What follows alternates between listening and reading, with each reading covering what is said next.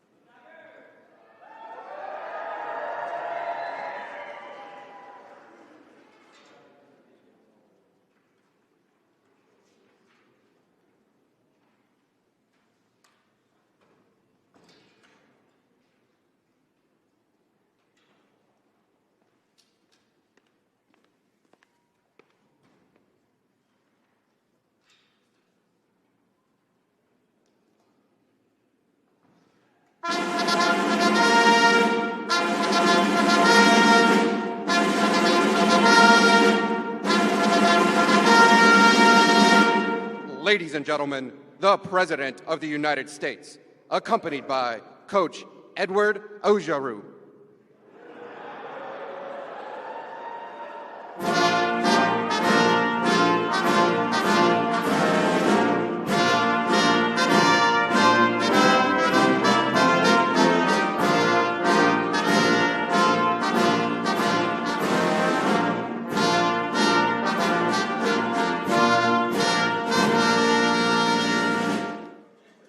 Well, this is an exciting day in the White House. We have very exciting days, more than most presidents, I would say, times 10. We like to keep it that way. The coach likes to keep it that way, but we really do. We just had I was just telling the coach, he said, I know, I just made some additional money. We just had another all-time high for our stock market just hit. So that'll be 149 times in less than 3 years. That's not bad. Coach, that's good, right? Steve, that's good. We'll take that, Coach, right? Yes, but today, it's about the coach and the team and that unbelievable quarterback, unbelievable players. It's really my great privilege to welcome to the White House the College Football National Champions, the Louisiana State University Tigers.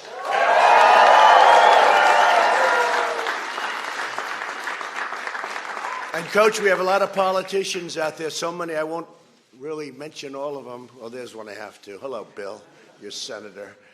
But we have a lot of great politicians out here, and some football players, the politicians, I really respect the football players a lot more, to be honest. We're joined by many loyal fans of the purple and gold, including Ambassador Robert Lighthizer, who just did our great deal. Where's Robert? Just did our great 2 deals. We just made the 2 largest trade deals in history.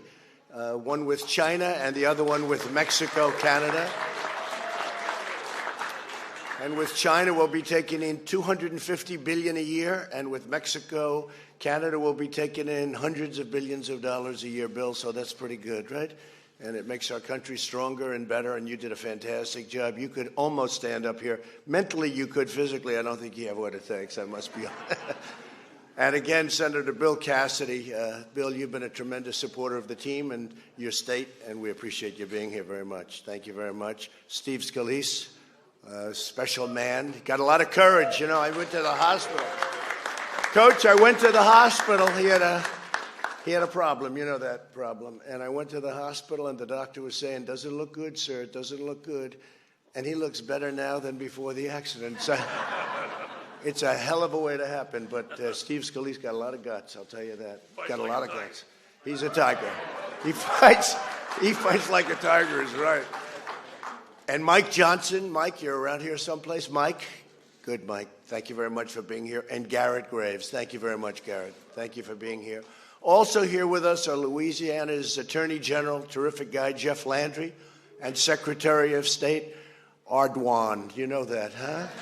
Where are you? Yes, thank you very much. Thank you, folks. To all of the incredible coaches and players and this team, your head coach, I watched him on television. I said, man, that guy's he's all man. He's a big, strong-looking guy. I didn't know if he had laryngitis or was that his real voice. It's true. I think it was a combination of both. It was tough to start with, and then he had a little laryngitis. But, man, whatever the hell it was, Ed Orgeron, and Ed, it worked. It really worked. You did a job that few people will ever be able to do again. The team is said to be one of the greatest teams, maybe the greatest team in the history of college football, right? And that's pretty amazing. As well as interim president of LSU, Thomas Galligan. Where's Thomas? Thomas? Behind me? You've done a good job. Interim. I think we got to make him permanent. Forget about it. That's a hell of a job you've done, Tom. Pretty good job. Your football program has inspired countless fans across the country, and it's not just for what you have done on the football field, which is true. In the face of a heartbreaking tragedy, you rallied together behind offensive coordinator Steve Insminger. Where's Steve? Steve, come on.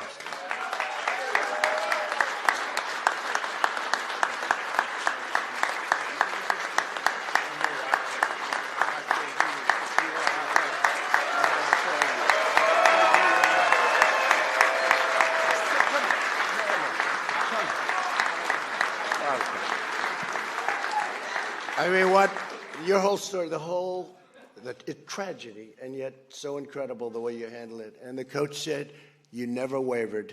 Coach was just talking to me about it. You never wavered. So I want to thank you very much for being here. Thank you for everything you've done. Very inspirational, Steve. This team showed the world what it means to look out for one another. And Steve's a real case study in that. But I want to thank you. 3 years ago, when LSU needed a head coach, they considered choosing someone younger. You're a pretty young guy, right? Younger. That's discrimination. You could sue them for that. See, nowadays you sue if you hear that. They want younger, let's sue them. They made the right choice, that I can tell you. And some might say a little bit less gruff. Does that make sense? And yet to me, if I was casting a movie, I told them today, that's my football coach. There's nobody in Hollywood that can play the role better than this guy, right, Coach? Instead, they put their faith in a hometown boy from Lafourche Parish. Ed Orgeron did not let Louisiana down in any way. And today, Coach O, as they call him, you may well be the most beloved coach anywhere in the land. And we have some great coaches. We have some great coaches. And you played against a great coach who was here last year. He was a great coach. But we have great coaches, but the job you've done is incredible. On the road to the title, this team overcame a brutal schedule. And I had no idea how brutal until I look at these numbers. You defeated 7 teams in the top 10, 4 in the top 5, and beat the national champions of the past 4 years. So what did you do? You get the schedule and you look at it. What did you do when you first saw the schedule, Coach? You weren't happy. Hopefully we have a great quarterback. Now think of that for a schedule. You know, you get your schedule and you say, wait a minute, every team is like a great team we have to play. You didn't have too many easy weeks, but your explosive offense pushed every opponent from the breaking point and to the breaking point. And for the first time since the legendary coach Paul Dietzel, name we all know, and the Fighting Tigers of 1958, LSU had a perfect undefeated season. So rare. Really rare. And it's amazing how seldom you see that, Coach, right? It's a hard thing to do. But your opponents did not make it easy for you. In late October, number 9 Auburn, really great football school, great school, headed to Death Valley, as they say, hoping to put a stop to the LSU juggernaut. It was all tied up at the start of the second half when Auburn took the lead for the third time that game. An LSU touchdown in the third quarter put you on top, and from that point until the championship, you never trailed again for a single second in a single game. Although I must tell you, in the championship you did. I was getting a little bit concerned. You were a little behind there. I said, hey, what's going on over here? Must be a pretty unusual feeling, right? He didn't know that feeling. The next game, I was in the stands in Tuscaloosa, where you beat your arch rival Alabama in another great game. And that was for the first time in 8 years. Alabama, also great coach, great team. LSU was unstoppable, and soon you faced Oklahoma in the opening round of the playoffs, and Oklahoma had a great season. You shut the Sooners down from the very first drive. LSU held Oklahoma to their lowest total yards in a single game since 2015. I'm sure they weren't happy. As wide receiver, Justin Jefferson had 14 receptions for 227 receiving yards and 4 touchdowns. A college football playoff record. Where is Justin?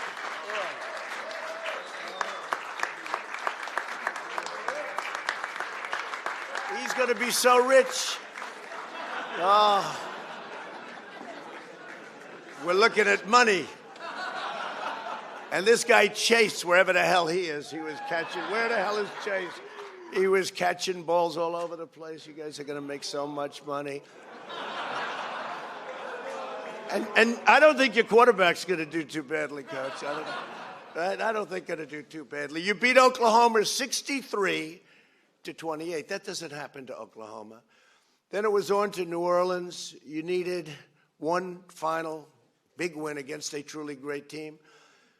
And one last time, LSU learned that its star quarterback, Joe Burrow, was something very special. After breaking a bone in his hand playing at Ohio State, Joe sat on the bench and wasn't happy about it. I heard he was not thrilled. That was not your happiest moment, right? He didn't like it. I heard stories. He was going a little crazy. Then the coach took charge and took a change and brought him to LSU. Joe soon became the best quarterback in all of college football, and not close, because he set an NCAA record with 60 touchdowns. I've never even heard of that. 60. In a single season, averaging a touchdown every quarter, and won the Heisman Trophy by the largest margin in the history of the Heisman Trophy. It's incredible. And as he received the trophy, Joe fought back tears. I don't know. I don't think he's ever cried in his life. I don't believe it. Did you actually fight back tears? A little bit. It's like the coach. If you told me he cried, I don't believe. He maybe when he was a baby, but I doubt it. He dedicated it to the kids in his beloved hometown of Athens, Ohio. Great state. Within weeks, Joe's heartfelt speech raised over $500,000 for the Athens County Food Pantry. Thank you. Thank you, Joe. And Joe, I want to say on behalf of the country that you make our country very, very proud. You're really an inspirational talent and all of that, but you're an inspirational player and you're an inspirational person. You have a heart that's incredible, and the team respects you so much. With Joe quarterbacking and a team of unrivaled talent right alongside and beside him, LSU had to beat the reigning champions, a team that was here last year, and nice guys, and they were very large. You know, we served them a lot of food. They ate so much food we didn't know what the hell to do. They kept eating and eating. A team that had not lost a game in 741 days, the Clemson Tigers. They really are really special, right? They're amazing. Before the game, the First Lady and I were honored to walk out on the field, escorted by the ROTC cadets from both schools.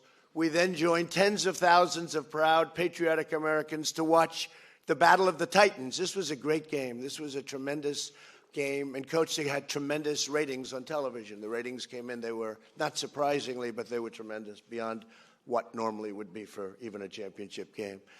On your first drive, I think you might have had something to do with that stuff. I don't know. Although these two guys maybe too, but you had a lot to do with it. On your first drive, the celebrated LSU offense was pinned back at your own goal line. I watched it. I've never seen, I don't bet you haven't been pinned back that many times, because every time I saw you, you were on the 3-yard line. Like, what happened? It was just like constantly, but you kept doing just fine. You did just fine, Coach. We were rope-a-dope. You were right. That was a rope-a-dope. That's true. The first time you got the ball sack, and then you made that great play, and they called it back as usual. You made the great pass. He's all over the place. He was going to be tackled 4 times, like on the first play, and you threw the ball, and everybody was excited. And then they said, "There's a flag in the field." Too many flags, Coach. Right? Too many flags. You know, the referees, they want to get themselves in the limelight, but that was a play that should have not been called back. But that's all right. You punted after a rare 3 and out, and soon Clemson struck first with a touchdown, and for the first time all season, they were behind. Then Jamar Chase, and that's the man I was watching him, caught a 52-yard bomb from Burrow to tie it up. By the end of the game, Jamar had 9 catches and 2 touchdowns, setting a playoff championship record with 221 receiving yards. That's phenomenal. Come here, Jamar. Come here. Come here, Jamar.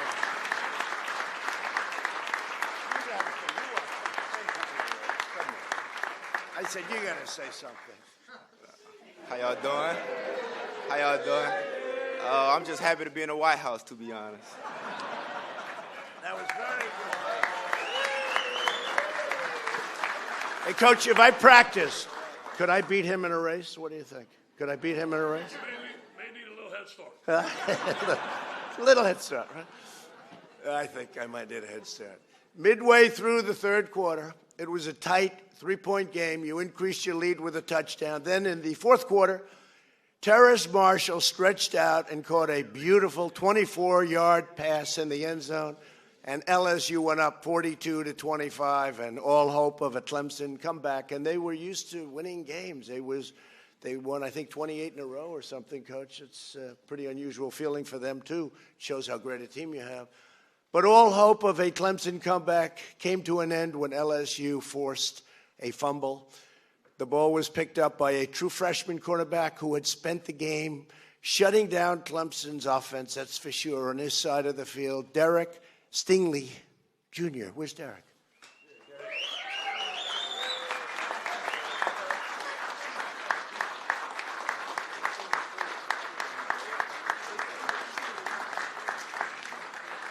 That was a good feeling, Coach.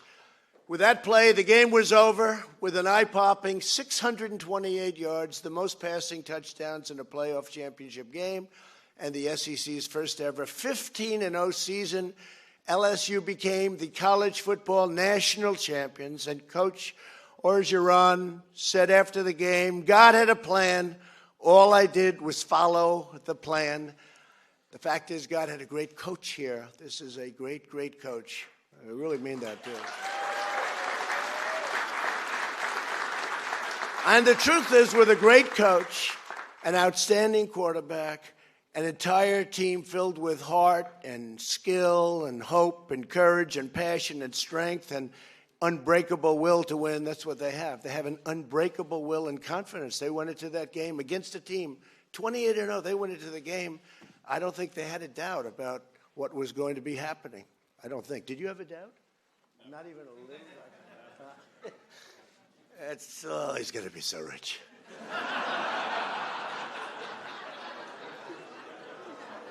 Looks sort of like a young Tom Brady. Does that make sense to you? That's young. We call him young Tom Brady. This LSU team will long be remembered as one of the greatest in college football history. And I just want to say congratulations and go Tigers. Go Tigers.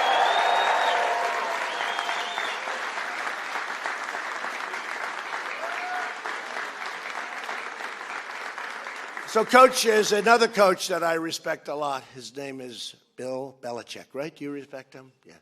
Everybody respects him. He has a lot of respect for you. I talked to him. He has a lot of respect for you, and he thinks you're a great coach. And we know that. The results speak louder than anything I can say. I just want to congratulate you. It's great to get to know you. You have a real friend here. If we can ever help you with rescheduling, like next year, where we give you a little bit easier schedule, what do you think? Bill, we'll work that out. But let's have the coach say a few words. Boy, does he deserve it. It's great to have you in the White House.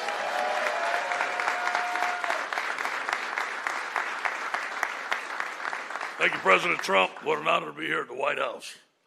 I speak on behalf of our football team and our great assistant coaching staff. I do have the best organization in the world, one team, one heartbeat.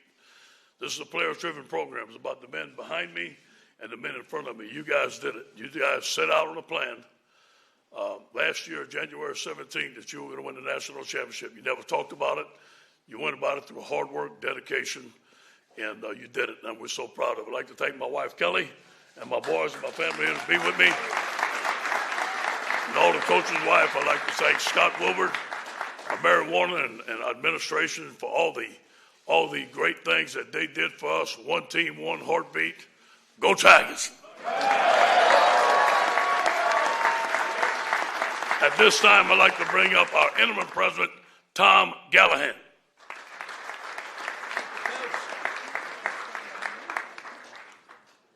Good morning. On behalf of everyone at Louisiana State University and the entire LSU Tiger family, I want to say what an honor it is for us to be here today at the White House representing our great university as national champions. Now, while the trip to the White House is traditional for national champions, Mr. President, I don't think you have ever had a team quite like ours visit before. The achievements of Coach O and these young men are truly historic. If I were a poet, I would say they are absolutely epic. This group will forever be known as one of the best to ever take the field in college football. Now, as I'm sure you've heard and seen, there is no group of supporters more passionate and dedicated than LSU's. And I can tell you that our entire university, our community, and our state take immense pride in what this team and what you all have done. At LSU, we are champions on the football field, and we are champions in the classroom, in the laboratory, on the stage, in the art studio, in the moot courtroom, and more. Our state gives much to this great nation, from commerce to culture to cuisine, and always character. Now we have given the country what we believe is the greatest college football team ever.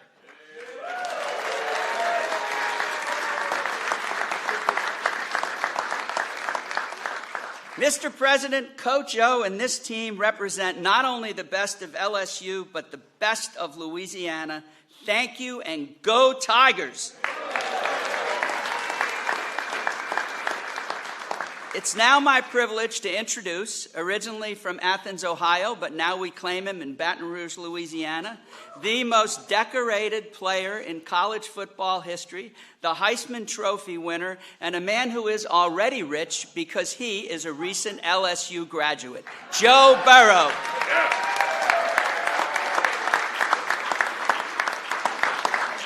I'll keep this short and sweet because I'm sure Mr. President has some more pressing matters to get to, but I just want to say it's truly an honor to be here, and thank you for having us so soon after the game so the seniors could be here. That means a lot to us. This is a moment we'll never forget, and it truly does mean a lot that you did that so soon, so thank you. Yeah, it's so awesome to be here. It's a moment we'll never forget. It was a great season, but this is a great way to cap it off. So thank you so much. And we got a little jersey for you right here.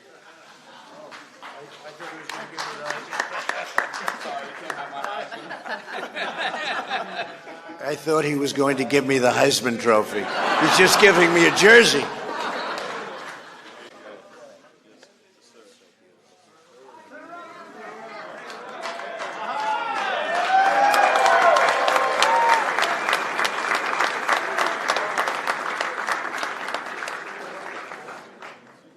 So, Joe, I just told the coach, we don't normally do this, but I'm doing it for this team. Anybody would like to come with me to the Oval Office, we'll take pictures in the Oval. It's a special place. There's no place like the Oval. They come from all over the world. They have their own big offices and everything. They go into the Oval, and they say there's no place like this. So, Coach, if you'd like, we can take whoever wants to come to the Oval Office. We'll take pictures behind the Resolute desk. It's been there a long time, a lot of presidents, some good, some not so good. But you got a good one now. Even though they're trying to impeach the son of a bitch. Can you believe that? You believe that? Got the greatest economy we've ever had, Joe. We got the greatest military. We rebuilt it. We took out those terrorists like your football team would have taken out those terrorists, right? But we're doing good. So we're going to go to the Oval Office with some of the players and all of the players, I guess. And again, I want to just congratulate the team. I want to congratulate your great representatives, all of you. You've been fantastic all season long before they went on this big streak. And it's an honor to have everybody at the White House. Thank you very much. Thank you very much. Thank you.